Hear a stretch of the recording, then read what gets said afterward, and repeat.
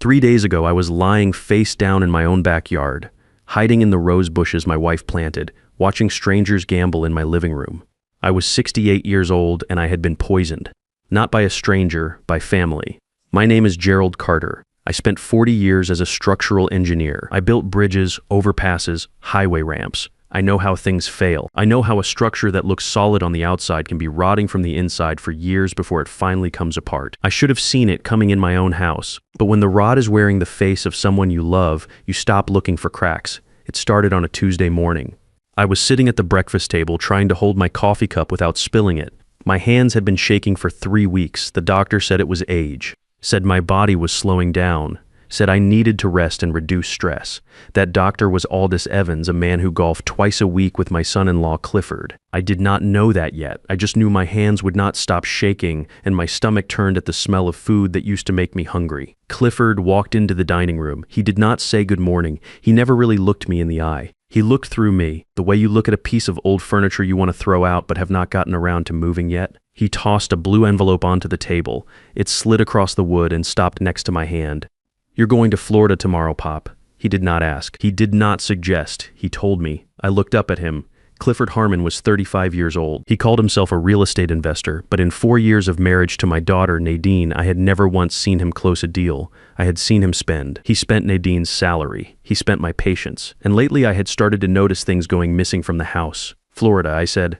"Why would I go to Florida?" "Because you need rest," he said, pouring himself a glass of orange juice from my refrigerator like he owned the place. Dr. Evans said that dizzy spell last week was a warning sign. The warm air will be good for you. I booked you into a nice place down there. First-class ticket. I looked at the ticket one way. He was not sending me on vacation. He was shipping me out. I looked at Nadine. My daughter was sitting across from me, staring into her bowl like she had not heard a word. She would not look up. She knew. She knew this was an eviction dressed up as a favor. "Nadine," I said, "do you agree with this?" She flinched. A small movement, but I caught it. She finally looked up and her eyes were full of tears she was working hard not to shed. "Daddy, it is for your own good," she said. Her voice sounded like she had rehearsed it. "Clifford says you need professional care. We cannot watch you around the clock. You forgot to turn off the stove last week." I had not forgotten. I had been an engineer for 4 decades. Precision was my life. But lately, things kept happening. My keys vanishing, the stove being found on in the morning, my wallet turning up in strange places. I had started to wonder if I really was losing my grip. That was the point. I just did not know it yet. "Fine," I said. "I will go."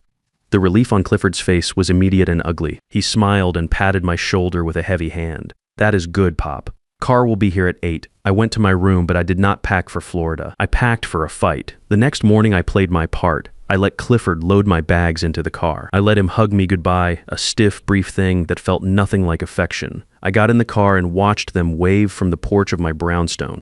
That house had been in my family for 2 generations.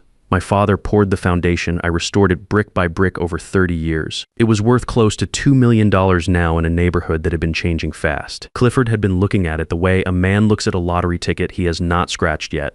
As soon as we turned the corner, I leaned forward to the driver. "Change of plans," I said. I held up a $100 bill. "Take me to DeKalb Avenue."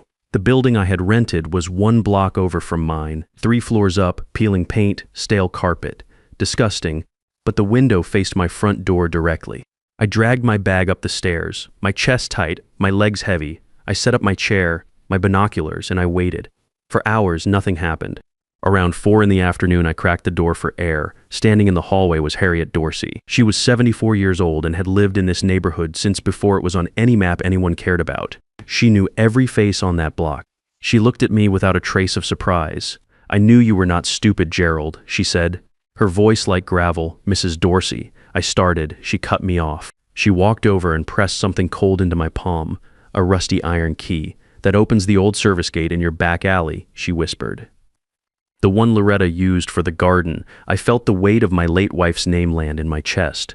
"Why are you giving me this?" She leaned close. Her eyes were steady but afraid. "Because your dog Rex did not die of old age last month, and you're not sick from old age either. Take that key. Go to the back garden tonight. Wait in the hydrangeas. At midnight, Gerald. At midnight you will see." She walked back into her apartment and closed the door. I stood in the hallway holding that key, and for the first time in weeks, the fog in my head lifted just enough to let in something cold and clear. I went back to the window and raised my binoculars. The sun was going down. My house looked quiet, warm light in the windows, the perfect picture of a home. But I had spent 40 years reading structures. I knew what a building looked like right before something gave way. At 9 that night, a van pulled up. Men in dark shirts carried large cases inside. At 10, the cars started arriving. Luxury cars parked on the grass, on the sidewalk, blocking the hydrant. I watched Clifford open the front door wearing a tuxedo. He greeted each man with a handshake and a grin, working the crowd like he had been doing it all his life. Then I saw Nadine. She was standing near the door in a short red dress, holding a tray of drinks. She was not greeting guests, she was serving them. I watched a man grab her arm as she passed. She did not pull away. She forced a smile and poured him a drink. I looked at the clock, 11:30. I grabbed the key and moved. I crossed the alley in the dark, moving close to the walls, staying out of the streetlight. My joints ached, and the dizziness that had been following me for weeks pushed against the back of my eyes. I ignored it. I found the gate buried under ivy, the iron black with rust. The key fit. It groaned and clicked open. I slipped into my own backyard like a thief. The music was loud enough to feel in my chest. I moved through the shadows along the side of the house and pressed myself into the hydrangea bushes under the living room window. I raised myself slowly until I could see through the gap in the curtains. My living room was gone. Everything Loretta and I had collected over 30 years was pushed against the walls or missing entirely.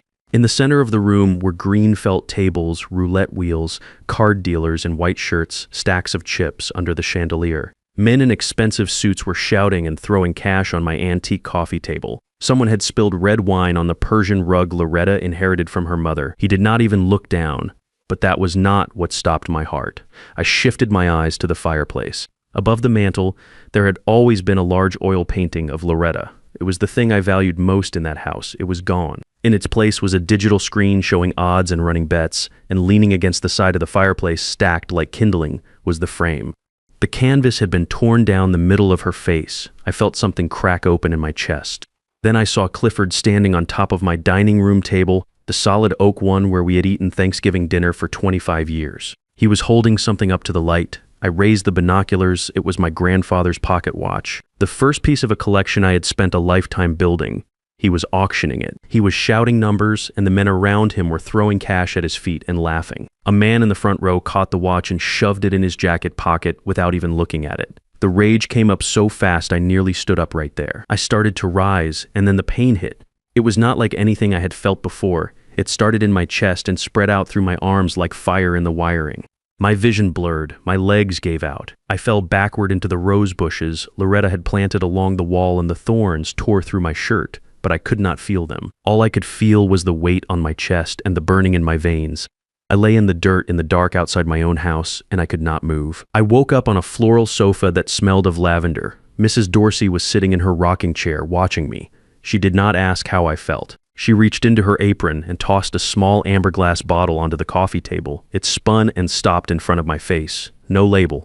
Just a ring of dried glue where one used to be. "Where did you get this?" I asked. My voice came out like gravel. "Pulled it out of your kitchen trash 2 days ago," she said. I saw Clifford scraping the label off before he buried it at the bottom of the bin. Did not think much of it until I saw you shaking in the hallway. It is arsenic, Gerald. Low dose, slow build. Enough to make your hands shake so bad you cannot sign a check.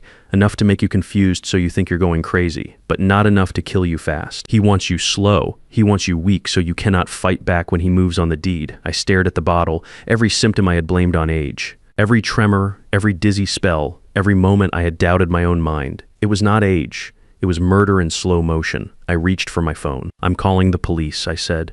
Mrs. Dorsey stood up and slapped my hand down. Then she slapped my cheek, not hard, but sharp enough to snap me back to her. "Think," she said. "You call right now and what happens?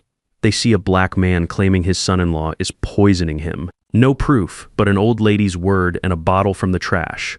Clifford will say you threw out an old cough syrup bottle. He will say you're confused. He will have Dr.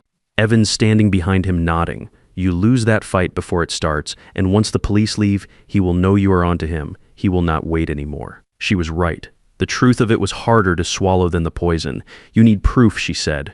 "Real proof. You need to catch him while he is still moving." I spent the rest of the night in her apartment, drinking black coffee and eating dry toast. At 7 in the morning, I walked back across the street. The luxury cars were gone. The street was quiet. The house looked like nothing had happened. I unlocked the front door and stepped inside. Instead of smoke and alcohol, I smelled industrial bleach so strong it burned my eyes. The casino tables were gone. The furniture was back in place. Even Loretta's portrait was back above the fireplace, the torn canvas taped together from behind, a perfect illusion. Clifford and Nadine were in the kitchen eating pancakes. Clifford's fork stopped halfway to his mouth when he saw me. For just a second, I saw the panic in his eyes. Then the easy smile came back. "Pop," he said, standing up fast. "You're back. We thought you were already on the plane. I missed my flight," I said. "I forgot my heart medication." I walked past them to my bedroom. I left them standing in the kitchen, afraid of the man they had failed to get rid of. I locked the door and pulled out my phone. I scrolled to a number I had not called in 8 years.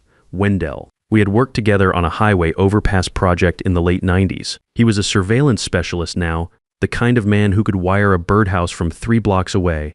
I typed, "Code red, structure compromised, need eyes and ears, full package, duck pond 1 hour." Then I deleted the message and went to work.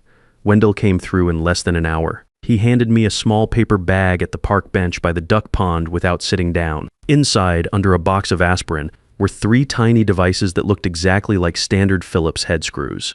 Camera and audio, motion activated. Cloud backup every 10 seconds. I walked back into the house playing the part of a confused old man who had misplaced his keys twice already that morning. Clifford was on the back patio smoking. I had a window. I swapped a screw on the kitchen light switch plate. 4 seconds. 1 down. I shuffled to the living room, running my hand along the bookshelf like I needed it for balance. I swapped a screw on the flat screen mounting bracket. 2 down. The last one was the hardest. I needed the hallway outside their bedroom. I dragged a dining chair under the smoke detector and stood on it, wheezing loudly. So if anyone heard me, I could claim I was changing a battery. My hands were steady. 40 years of precise work does not leave you, even when someone has been putting poison in your food. By the time Clifford came back inside, I was sitting in my recliner with the newspaper upside down in my lap. That night, I locked my bedroom door, pulled out the tablet Wendell had synced to the cameras, and put on my headphones. The picture was sharp enough to read the label on the hot sauce bottle, sitting on the kitchen counter. Clifford walked into frame. He was on the phone, pacing, his face doing things I had never seen it do when he looked at me. He was talking to someone he called Tyrone. His voice was low, but the mic was 6 feet away and the audio was clean. I turned up the volume, he said. "This old man is tougher than I expected. I thought he was already on the plane. He came back. No, I cannot move on the house yet. I need his signature or a death certificate. Starting tonight, I'm increasing the dose. He will not make it through the week." I gripped the edge of the desk until the wood creaked. He kept going. "Once he is completely out of it, I am putting him in that state facility down in the Glades, the one with the violations, cheapest one in the state. He will not last a month there." Then Nadine walked into the kitchen. I watched her. I waited. I wanted her to scream at him. I wanted my daughter to pick up the phone and dial 911. I wanted her to be the person I raised her to be. Clifford told her everything, the increased dose, the facility, the timeline. Nadine leaned against the counter and sighed. "Clifford," she said, her voice quiet and tired. "Just please make it fast. I do not want him to suffer. I just want him gone so we can start our lives. I do not want to watch it. I just want him out of the way." I pulled the headphones off and set them on the bed. It was not the poison that hurt worst in that moment. It was those 12 words. I just want him gone so we can start our lives. I had paid for her college. I had walked her down the aisle. I had given her everything I built. And what she wanted more than anything was for me to stop existing. I sat in that chair for a long time, then something shifted. The grief burned off, and what was left underneath was cold and very clear. I was not a victim anymore. I was an engineer with a structural failure to fix. I called Dr. Norbert from the bathroom with the faucet running full blast. He was my real doctor, not Evans. I had seen him 2 days earlier, slipping out while Clifford thought I was napping. Dr. Norbert's voice on the line was tight. "Gerald, the lab ran the blood work twice. Your arsenic levels are 5 times the threshold for lethal chronic exposure. Your kidneys are at 60%. Someone has been dosing you steadily for at least 3 weeks. If you go back to that table tonight, you will be in a coma before the week is out. I'm required by law to report this." "Give me 24 hours, I said. "That is not responsible, Gerald. I have the recording. I have the bottle Mrs. Dorsey pulled from the trash. I have the blood work. But if the police show up tonight, Clifford claims it was an accident. Evans backs him up and he walks. I need him to commit the fraud on paper. I need him to try to finish the job while the cameras are running. Give me 1 day." There was a long pause. Then, 24 hours, not a minute more. I hung up and called Celestine Thorne. She had been Loretta's attorney for 15 years, fierce, precise, and completely unimpressed by men who thought their money made them untouchable. I reached her emergency line on the second ring. She was waiting for me in her office on the 42nd floor 40 minutes later. She turned her monitor around before I even sat down. "Reginald," she said. "Gerald, you were right to come tonight. I pulled the records, but there's something worse than what you told me." On the screen was a loan application submitted that afternoon. $1 million against my brownstone, hard money lender, and on the signature line in my name, Clifford Harmon, temporary guardian of Gerald Carter. "He has not even gotten the court order yet," I said. "He filed an emergency motion this afternoon," Celestine said. "Included a sworn affidavit from Dr. Evans stating you are in the advanced stages of dementia and require immediate secure placement. The bank pre-approved the loan pending a judge's signature in the morning. He is cashing you out before you're dead." I looked at the document for a long moment. Then I looked at Celestine. "Do not file an injunction," I said. "Do not tip our hand. Let him walk into that bank tomorrow thinking he has already won. I want to watch the floor drop out from under him." She looked at me the way Loretta used to look at me when I had just solved something she thought was unsolvable. "Then let me show you what we are going to do," she said, and turned back to her keyboard. Celestine pulled up a new document and started typing before I finished my sentence. "We are going to transfer the deed tonight," she said. "Not to another person, to a revocable living trust. We file the transfer electronically right now. By the time the bank opens at 9 tomorrow morning, that brownstone will not be in your name anymore. It will belong to the trust entity. Clifford's power of attorney gives him authority over Gerald Carter, the individual. It gives him zero authority over a trust. The collateral for his loan disappears." "What do we call it?" I asked. She looked at me for a moment. "The Loretta Carter Memorial Trust," she said. "Let your wife protect you one last time." I felt something tighten in my throat. Loretta had never trusted Clifford. She used to say his eyes were too empty. Even from the grave, she was going to be the one to stop him. "Do it," I said. She typed. The printer hummed. I signed the documents with steady hands, my capital R crossing at exactly 45 degrees the way it had since drafting school. Her paralegal notarized everything on the spot. The electronic filing confirmation came up on the screen at 3:18 in the morning. I folded my copy inside my jacket pocket and walked back out into the city. I climbed back through the guest window the same way I had left, reversed the work on the frame, replaced every screw, dusted the sill. By the time the sky started going gray, I was lying on my bed, fully clothed, shoes hidden under the mattress, listening to Clifford moving around down the hall. He was probably checking his phone, probably smiling, probably already spending the money in his head. He did not know the house was already gone. The dinner that evening was Clifford's idea. He called it a welcome home meal. He set the table with Loretta's good china, the plates with the gold rims we only used at Thanksgiving. He cooked a roast and opened a bottle of wine, pouring 3 glasses in the kitchen before bringing them out. He set mine in front of me with both hands like he was presenting a gift. "Drink up, Pop," he said, raising his glass.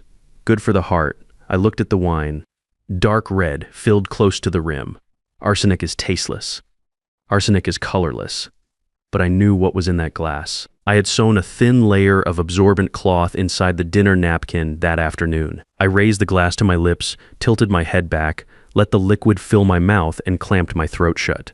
Then I pressed the napkin to my face and coughed hard, a shaking full-body cough, and emptied my cheeks into the cloth. I folded it and pushed it into my jacket pocket and picked up the clean napkin from the table.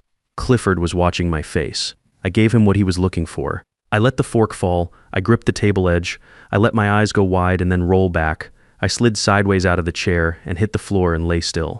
The room went quiet. I heard Nadine say, "Daddy." I heard her chair scrape. Then I heard Clifford's footsteps, slow, unhurried. He walked up and stood directly over me. I could see the toes of his shoes 2 inches from my face. He did not kneel down. He did not check for a pulse. He laughed, a short, dry sound. "That batch was strong," he said. He nudged my leg with his foot. "I think he is gone. Or close enough." He told Nadine to stop crying. He told her they knew this was coming. He told her to go get the folder from the study, the one with the facility admission forms. "We will say we found him like this in the morning," he said. "Evans will sign off on the time. We are clear." Nadine's footsteps went up the stairs and away from me. She did not look back. She left me lying on the floor of my own dining room and walked away. I lay there in the dark after Clifford turned off the lights, and I made a promise to myself and to Loretta and to every year I had spent building something worth protecting. They wanted a body. Tomorrow I was going to give them one, but it would not be mine. The next morning, Clifford dressed me like I was already gone, shoved me into the back seat of a car, and drove downtown. He brought me into a small office with a notary named Ms. Perkins and slid a stack of documents across the table. Deed of trust, power of attorney, loan authorization. He told her I was physically frail but competent. He had Evans's affidavit to back it up. Miss Perkins looked at me. "Mr. Carter," she said carefully. "Do you understand what you're signing today?" I let out a low moan and muttered something about Loretta in the garden. She looked at Clifford. "Sir, he does not appear lucid. I'm not comfortable proceeding without proper medical certification." Clifford's hand came down on the table. "I have the power of attorney right here," he said, "and the affidavit. Do your job." She shrank back. She picked up her stamp. She was going to do it.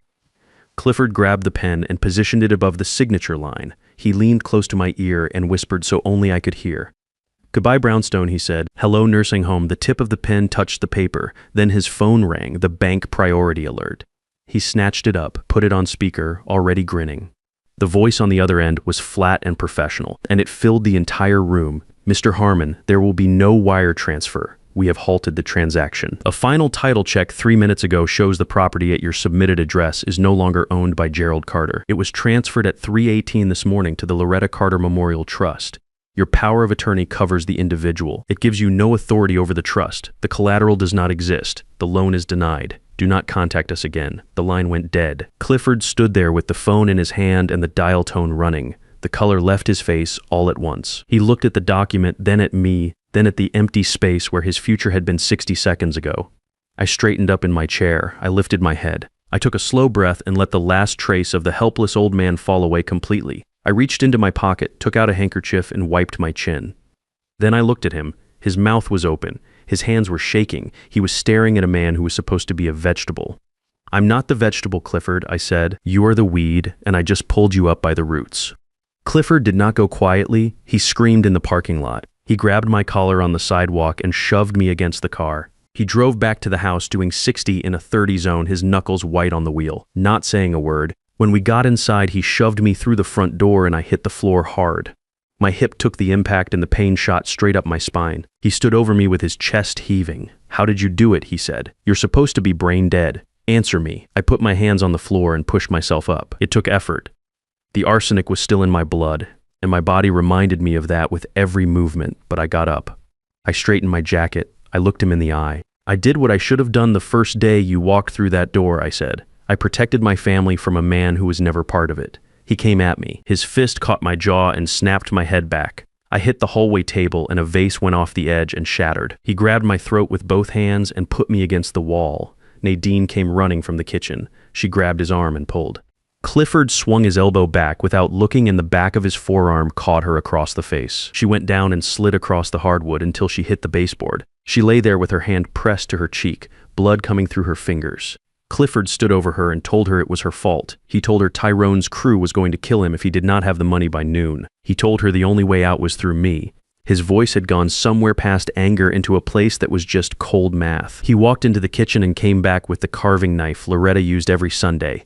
8 inches of steel that had cut 100 roast chickens on this table. He pointed it at both of us. "Downstairs," he said. "Move." He walked us to the basement door. I squeezed Nadine's hand once, hard, a signal.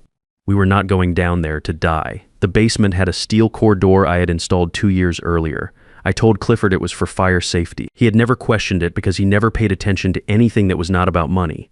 The moment we were through, I spun around and threw all 3 deadbolts. The solid thud of the steel bolts was the best sound I had heard in weeks. Clifford hit the door once, twice, screaming. Then he stopped. I heard him on the phone. He was calling Tyrone. He told him to bring the crew. He told him there was a safe in the basement with cash. "Come now," he said. "Tear it apart." I moved to the back wall and the wine cabinet Loretta had built her collection in. Clifford had never come down here. No patience for dust, no taste for wine. He did not know the cabinet had a false back.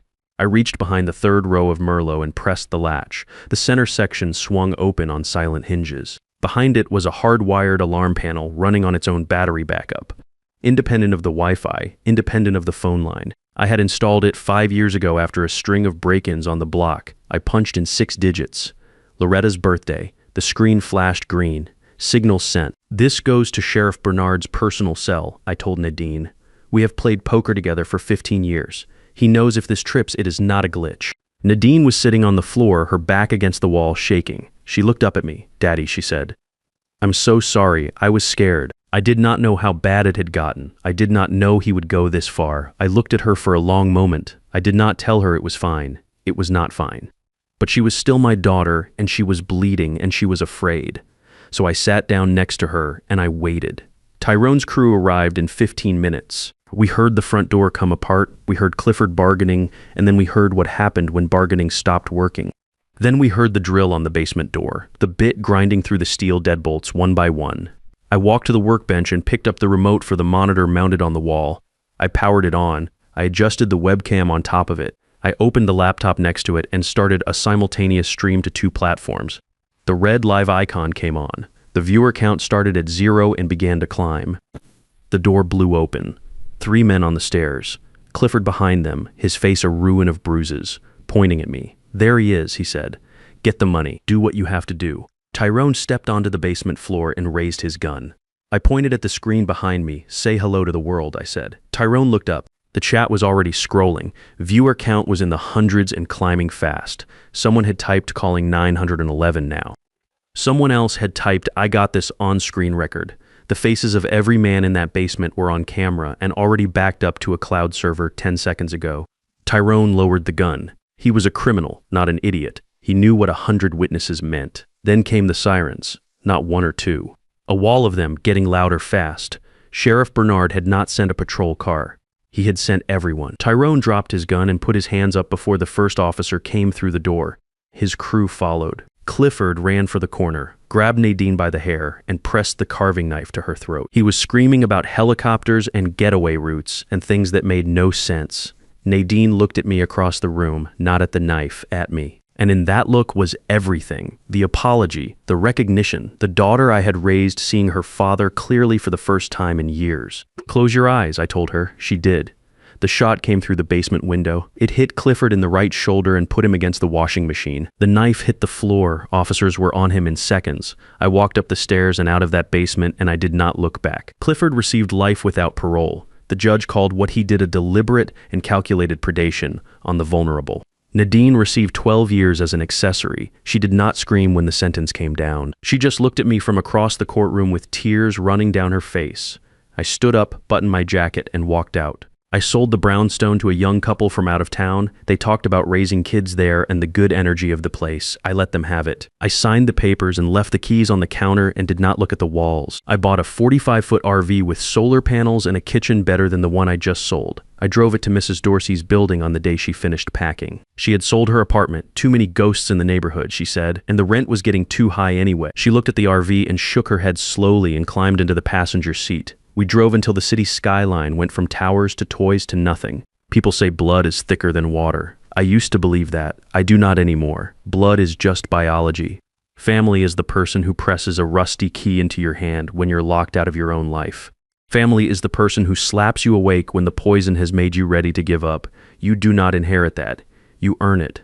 And if someone in your life is quietly poisoning your peace, your confidence, your sense of what is real, that is not love. That is a slow robbery. You're not a burden to be managed. You're not an asset to be cashed out. You built something. You're allowed to protect it. If this story made you check your own foundation, hit the like button and subscribe. Leave me a comment and tell me where you're watching from. And tell me this. Would you have forgiven Nadine, or did she get exactly what she deserved?